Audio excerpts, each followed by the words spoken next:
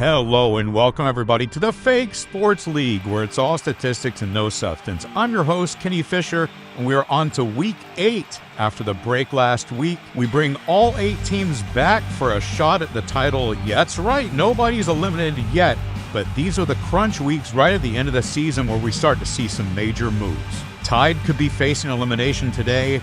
We have several teams battling for that number 1 spot in those top 2 buys in the playoff bracket, as well as the coveted MVP race. We will have our All-Star game concluding the end of the regular season before the playoffs start, and that is where you will see all of your FSL awards, MVP race, Defensive Offensive Player Awards, Quinn McHugh, Tobias Fonseca, Marcus Evans, Al Key, Percy Willis, Benny Bronk. The MVP race is wide open, and we're going to really see some moves in these coming weeks. But that's enough from me. We got games to see, and we start out in the Dragons' Den, where the Tide are searching for their first win. The Dragons are one of the best teams in the FSL this season, but last time these two came together, the Tide brought them to our first ever shootout match. So I wouldn't chalk this up to an easy Dragons win just yet. Expect a big matchup between Tobias Fonseca and Rogelio Gil today. And just like that, Tobias Fonseca is on the board and passes it out to Xavier King for the score.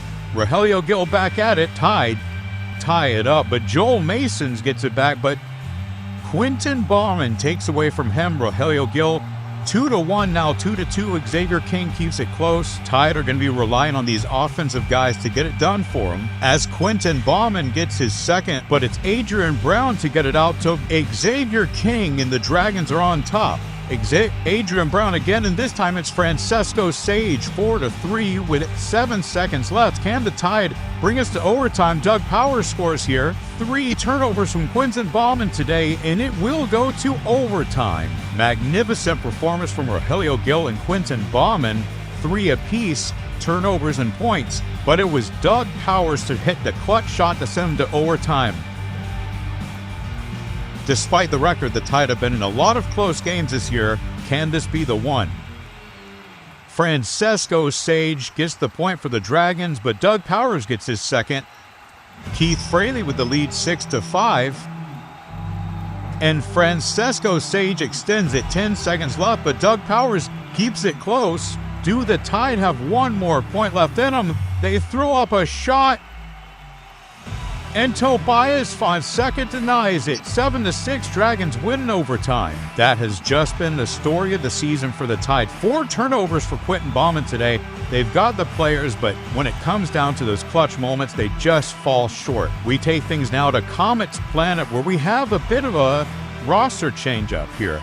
Comets haven't had exactly the season that they've wanted, but it looks like they're going to give some of their new guys a chance to show what they have up against this deadly Phantoms defense. Let's get into it. And Wiley Little scores the first point for the Comets. It's 1-0. 1-1, Octavio Brin fires back at him for the Phantoms. Brin again, it's 1-2. 2-2 now, Ray Sparks into the mix. And Elvin Noriega gets it back for the Comets. Can they capitalize? It looks like not. Courtney May scores for the Phantoms, 2-3. 2-4, 2 apiece for Courtney May and Octavio Brin. And Joel Keenan gets it back for the Comets. The new guys showing off what they have to the administration. It's 4-5 now. Ray Sparks gets back into the mix, but Octavio Brin holds them at an arm's length. Ray Sparks not giving up yet. 5-7 with 2 seconds left, and it's 5-8. Just not enough for this excellent Phantoms team. A lot of good to be seen today from this young Comets core, but today just wasn't their day. 8 points for the Phantoms, I believe a season high for that team, 4 of them coming from Octavio Brin. Join me now in the pond, where the Frogs take on the Mystics. Stefan Fitzsimmons cleared to play today.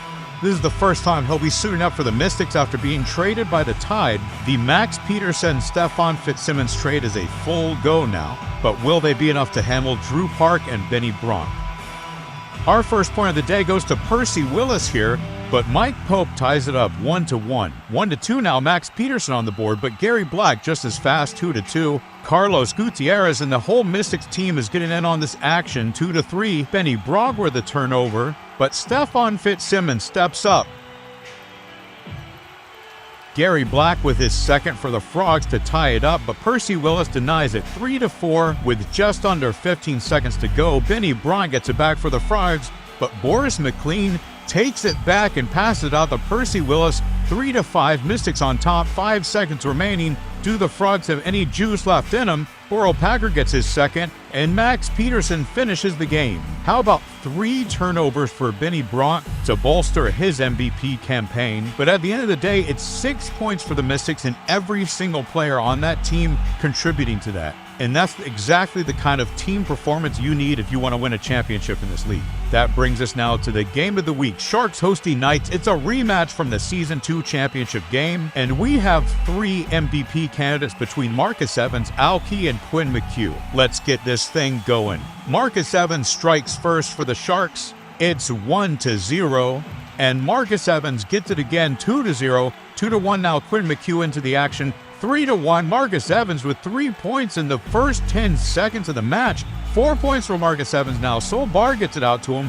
4-1, the Sharks are running away with this at the very beginning. Quinn McHugh trying to stop the bleeding. Al Key keeps the lead 5-2. Stefan Bain with the turnover. But Marcus Evans, 5 points for Marcus Evans already. 6-3, Quinn McHugh is doing everything himself. And Donnie Earl's into the action. It's 7-4. This game is really not close. Aaron Dickens, Quinn McHugh again, 7-5. 4 points for Quinn McHugh, but man, it's just not enough for this excellent Sharks offense.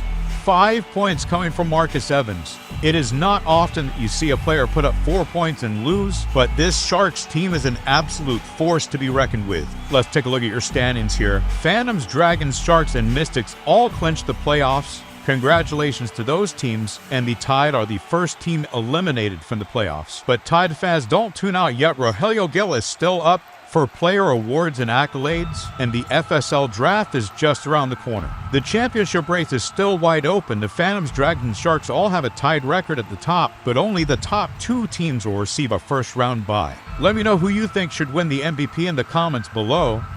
And make sure you check out the official FSL Discord, link in the description. That's all for me tonight. Thanks for tuning in. Have a safe drive home.